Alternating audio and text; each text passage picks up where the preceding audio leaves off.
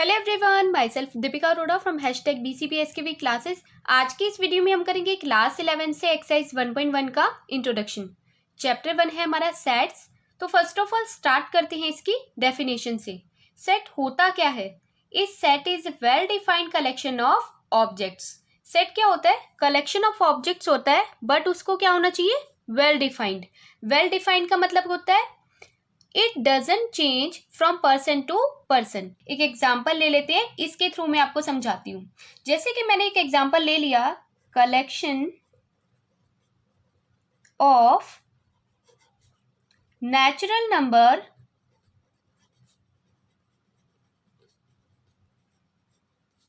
Less than 7। जैसे कि मैंने आपसे कहा है collection of natural numbers less than 7।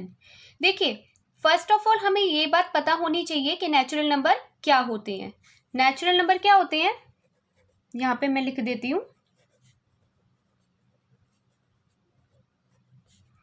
सबको पता है कि नेचुरल नंबर स्टार्ट होते हैं 1 से। 1 2 3 4 5 6 7 8 and so on. Natural number हो गए। अब हमने क्या कहा था? Collection of natural numbers less than 7। 7 से छोटे 1 2 3 4 5 6, ये हो गए हमारे पास लेस देन 7। अब देखिए, मैंने आपको ये बताया कि लेस देन 7 हमने कहा था ना, collection of natural number less than 7, तो आंसर हो जाएगा 1 2 3 4 5 6। अगर मैं आपसे ये बात पूछूंगी तो आपका आंसर भी यही होगा और सबका आंसर सेम होगा, तो इसको क्या कहते हैं? सेट कहते हैं। तो ये क्या है? एक सेट है। नाउ एक अनदर एग्जाम्पल ले लेते हैं, एग्जाम्पल 2।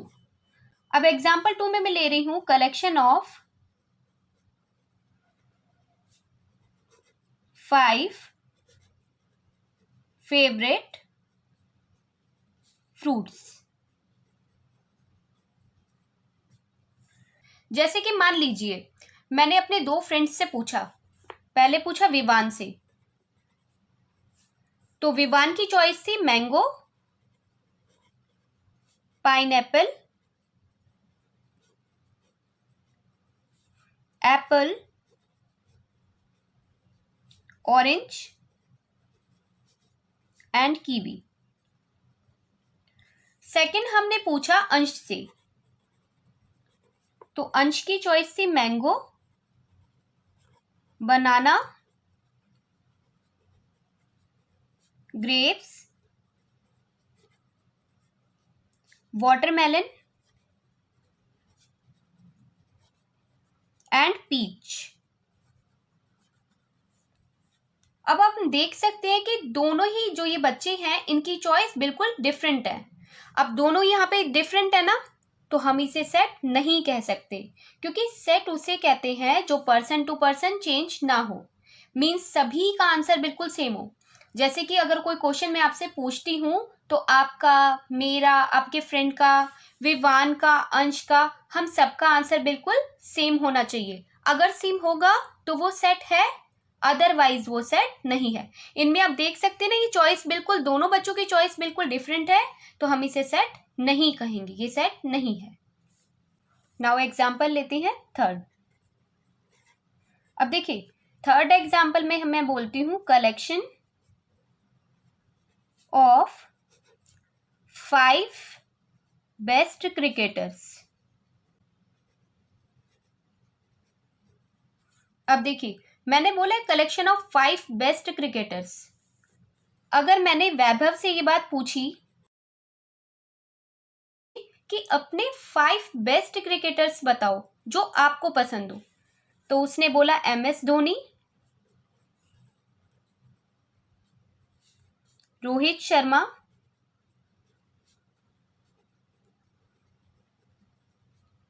ऋषभ पंत,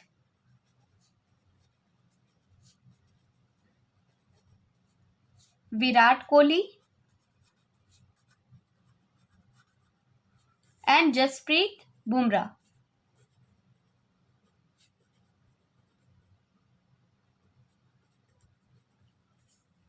नाउ मैंने पूछा मनदीप से, तो मनदीप की चॉइस थी विराट कोहली, MS धोनी,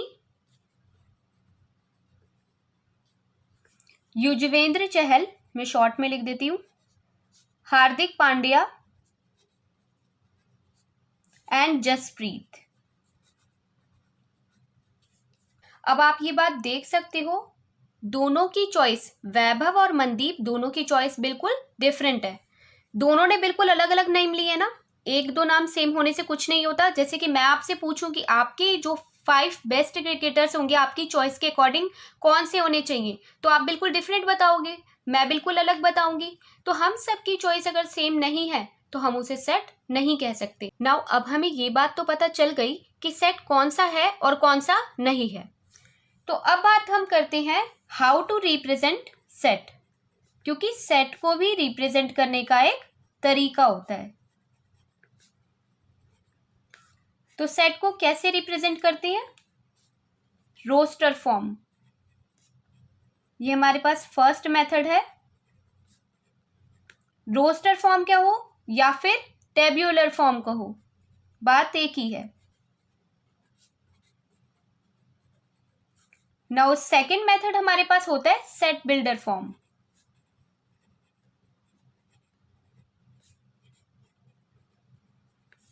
देखिए, फर्स्ट ऑफ ऑल हम बात करते हैं रोस्टर फॉर्म की, तो इसको समझते हैं इसके डेफिनेशन से।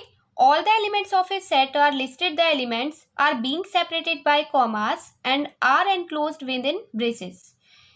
फर्स्ट ऑफ ऑल हमें क्या करना होता है रोस्टर फॉर्म में? कोई भी जो हमारे पास ग्रुप होगा उसका नेम लिखना होगा। नेम क्या होगा? कोई भी वेरिएबल ले लेंगे, जैसे मैंने यहाँ पे n वेरिएबल ले लिया है, तो ये हो जाएगा हमारे पास सेट का नेम। देन उसके बाद हमें इक्वल टू लगाना होता है और उसके बाद हमें कर्ली ब्रेसेस लगाने होते हैं। आपको कोई भी छोटा ब्रैकेट, बड़ा ब्रैकेट ऐसा कुछ लेने की जरूरत नहीं है, बस आपको कर्ली ब्रैकेट यहाँ पे यूज करने हैं। तो और जो हमारे पास कर्ली ब्रैकेट में यहाँ पर ये नंबर्स लिखे गए हैं, इनको क्या कहते हैं? या तो आप ऑब्जेक्ट कहो या फिर एलिमेंट्स या फिर कह सकते हो इसे मेंबर्स। अब मैं कहूँ इनको सेट के मेंबर्स, एलिमेंट्स या फिर ऑब्जेक्ट्स, बात एक ही होती है। और इन सबको सेपरेट करते हैं कॉमा से। हम इन सब के बीच में कॉमा जरूर लगाएंगे। और सेट के नेम को हम कैस में लिखते हैं? कैप्स में लिखते हैं। और बाकी जो हमारे पास ये एलिमेंट्स हैं इनको किस में लिखते हैं? स्मॉल लेटर्स में। जो मैं यहाँ पे बता रही हूँ आपको समझाने के लिए बता रही हूँ, आपको सिर्फ इतना लिखना है, ये लिखेंगे स्मॉल लेटर्स में।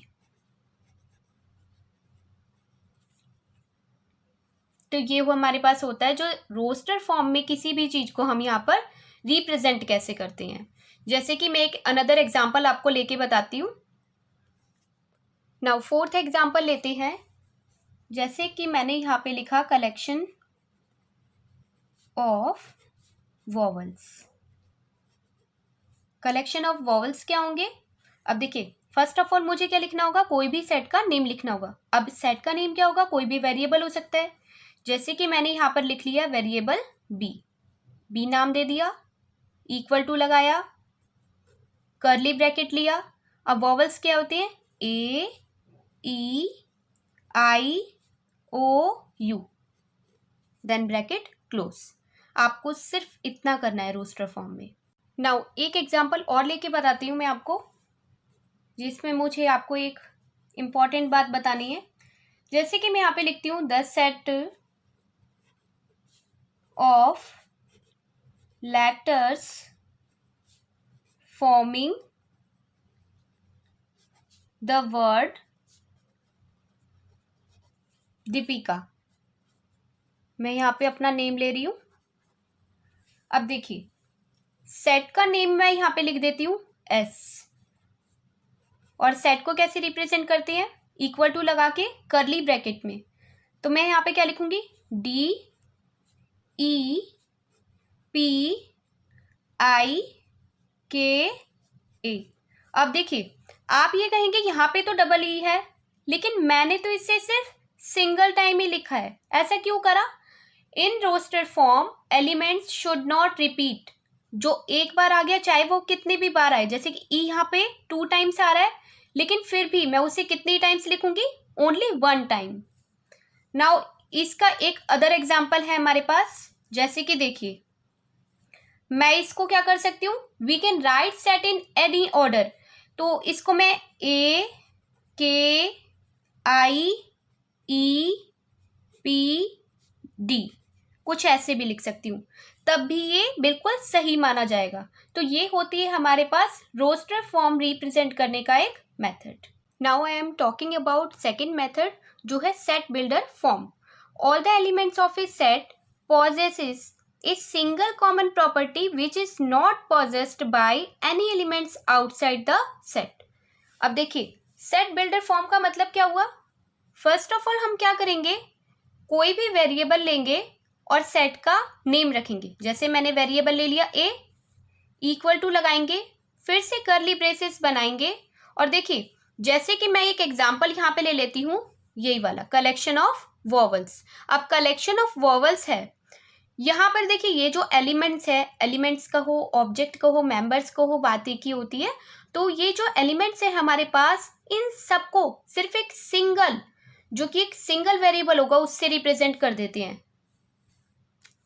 तो यहाँ पे हमारे पास नेम हो गया, कर्ली ब्रैकेट हो गया, उसके बाद मैं ले लेती हूँ यहाँ पर एक्स, कोई मैंने वेरिएबल ले लिया। अब लगाएंगे कोलन, इस साइन को क्या कहते हैं, डबल डॉट का जो ये ऊपर नीचे डॉट है, इसको कहेंगे कोलन। अब कोलन का मतलब यहाँ पे क्या होता है, यहाँ पर हमारे पास सेट बिल्डर फॉर्म में इसका मतलब है सच दैट, इसको क्या पढ़ेंगे, सच दैट, और एक्स लगाएंगे फिर से। अब देखिए is a vowel of English alphabet. Now close करेंगे ब्रैकेट को। फर्स्ट ऑफ ऑल हम सेट बिल्डर फॉर्म में क्या करेंगे, कोई भी वेरिएबल लेंगे जो कि हमारा ग्रुप का नेम होगा, ए बी सी डी, आप कुछ भी ले सकते हैं। मैंने यहाँ पे ए लिया है, इक्वल टू लगाएंगे, ब्रैकेट लगाएंगे, और ये जो हमारे पास कलेक्शन ऑफ वॉवल्स, ये एग्जांपल लिया था ना, इन सबको मैं एक वेरिएबल से यहाँ पर रिप्रेजेंट कर रही हूँ, और ये वेरिएबल क्या है, एक्स। कोलन लगाएंगे, कोलन का मतलब क्या है, मैं यहाँ पे लिख देती हूँ, इसका मतलब है यहाँ पर सच दैट। तो हम पढ़ेंगे bracket x such that, x क्या है यहाँ पर, एक्स है is a vowel of English alphabet. तो इसको कुछ इस तरीके से सेट बिल्डर फॉर्म में रिप्रेजेंट करते हैं। नाउ हम पढ़ेंगे कॉन्सेप्ट ऑफ बिलोंग्स टू। अब देखिए बिलोंग्स टू, ये हमारे पास बिलोंग्स टू का साइन है, एक एग्जाम्पल के थ्रू मैं आपको यहाँ पे समझाती हूँ। If A is an element of a set D, then we say that A belongs to D। अब देखिए मैं यहाँ पे एग्जाम्पल ले रही हूँ कलेक्शन ऑफ वॉवल्स का, जो कि कुछ इस तरीके से है, ए ई आई ओ यू, इस तरीके से रिप्रेजेंट करते हैं ना रोस्टर फॉर्म में। तो देखिए अब यहाँ पे कॉन्सेप्ट क्या है, कॉन्सेप्ट हम पढ़ रहे हैं बिलोंग्स टू का, राइट। बिलोंग्स टू मतलब देखिए इस ग्रुप में अगर मैं ये लिखती हूँ ए बिलोंग्स टू डी, इसका मतलब क्या हुआ, ये जो ए है, क्या इसमें ए आ रहा है, हाँ इस सेट में ए आ रहा है, और ये बिलोंग करता है कौन से ग्रुप से, डी ग्रुप से। जैसे कि मैं यहाँ पर लिखती हूँ ई बिलोंग करता है ग्रुप डी से। पहले हम ई यहाँ पे जो भी हमारे पास यहाँ पर एलिमेंट लिखे हुए हैं वो लिखेंगे, और उसके बाद बिलोंग्स टू का साइन लगाएंगे और ग्रुप का नेम लिखेंगे। नाउ बात करते हैं concept of not belong to.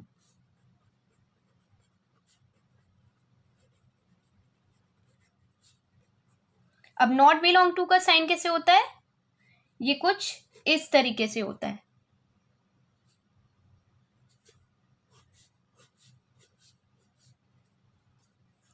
Now अब देखिए यही एक एग्जाम्पल ले लेते हैं। ये हमारे पास कलेक्शन ऑफ वॉवल्स हो गए।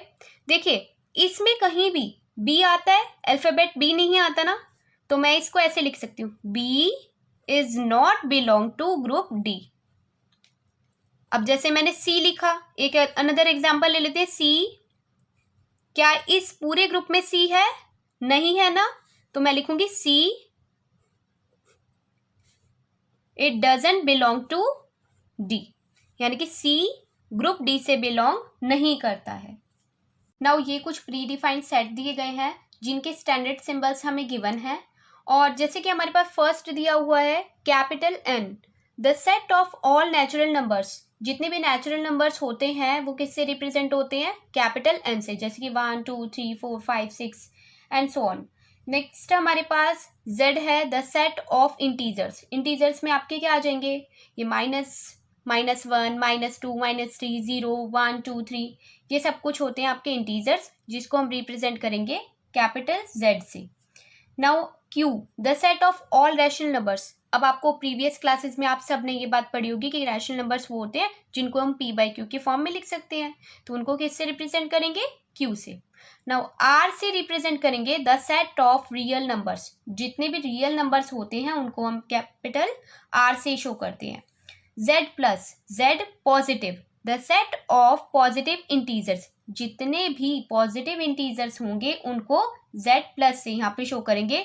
Now Q positive, the set of positive rational numbers, जितने भी ओनली पॉजिटिव रैशनल नंबर्स होंगे ना उनको कैपिटल Q और पॉजिटिव का साइन लगाकर रिप्रेजेंट करेंगे।